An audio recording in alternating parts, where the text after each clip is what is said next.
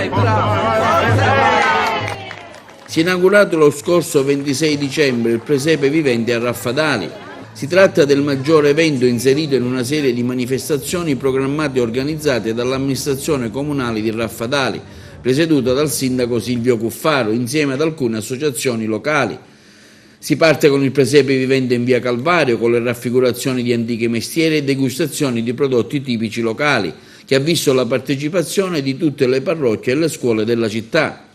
Si è svolto inoltre un recital di poesia a cura di Enzo Argento e l'esibizione degli amici del gruppo Folk Agrigentino. Quest'anno abbiamo voluto organizzare questa prima edizione del Presepe Vivente in maniera, spero, quindi abbastanza molto ampia per quello che potevano essere le nostre aspettative, però obiettivamente siamo riusciti nell'intento di raggiungere qualsiasi tipo di obiettivi, anche perché non pensavamo questo afflusso che ci poteva essere ieri sera con l'avvento del primo giorno, che non è stato tra l'altro pubblicizzato. Abbiamo la fortuna di avere dei collaboratori che ci hanno fatto sì, che ci hanno preparato tutto quello che hanno le persone la possibilità di poter degustare, quale il macco, il fave, e poi c'era la possibilità di mangiare cavatelli, pane fritto con l'olio, e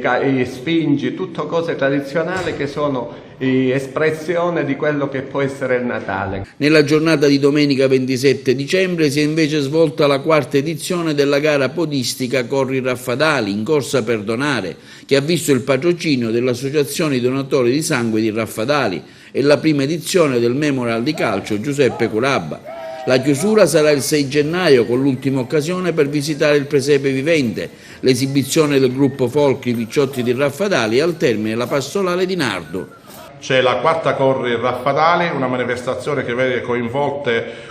oltre 150 atleti provenienti da tutta la provincia di Agrigento e oltre, addirittura so che ci sono le squadre del Palermitano e della provincia di Enna. Questa è una manifestazione che noi come amministrazione vogliamo portare avanti e continuare una tradizione che ormai è insita nel comune di Raffadali, e soprattutto oggi facciamo la giornata della donazione,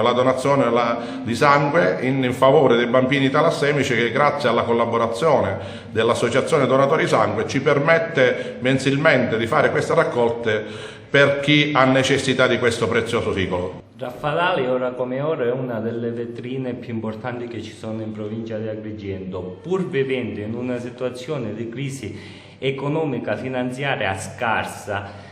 ma grazie al lavoro di questa amministrazione, cui ha puntato molto sul lavoro dei volontari, ma soprattutto dei giovani, cercando di allontanarvi da quelle che sono le devianze negative che purtroppo colpiscono le nostre gioventù in tutti i paesi. È un fattore che è allargato in tutta la provincia. Cerchiamo di lavorare affinché tutte le festività, tutti i tipi di iniziative che ci sono vadano in porto nel migliore dei modi, intaccando il meno possibile i bilanci comunali.